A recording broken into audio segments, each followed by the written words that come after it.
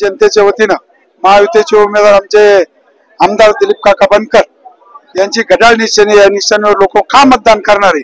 तुमच्या प्रश्नाला मी उत्तर देतो.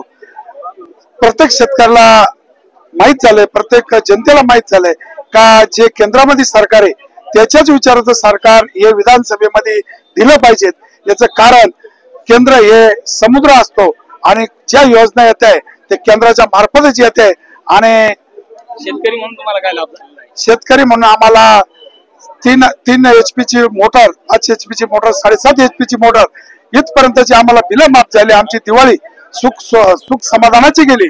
नाहीतर या सरकारने जर वीज बिल माफ नसतं केलं तर आम्हाला दिवाळीमध्ये बिल आले असते आणि शेतकऱ्यांचे बिल आले असते. आत्महत्या झालंय. अजितदादांनी कालच सांगितलं पिंपळगावाला का मागचंही भरायचं नाही, आत्ताच भरायचं नाही, पुढे येणार बिल पण येणार नाही, कोणतंच बिल भरायचं नाही. हाच खूप शेतकऱ्याला खूप मोठा आनंद आहे. काय सांगाल, विजयाचं गणित कसं असेल?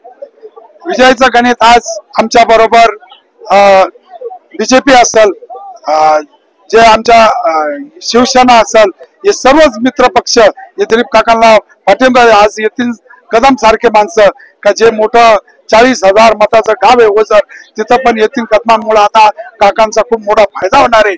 आमचे MEPचे मराठा विधान शिक्षक संस्थेचे सभापती बाळासाहेब क्षीरसागर यांचा पण खूप मोठा वारसा आहे.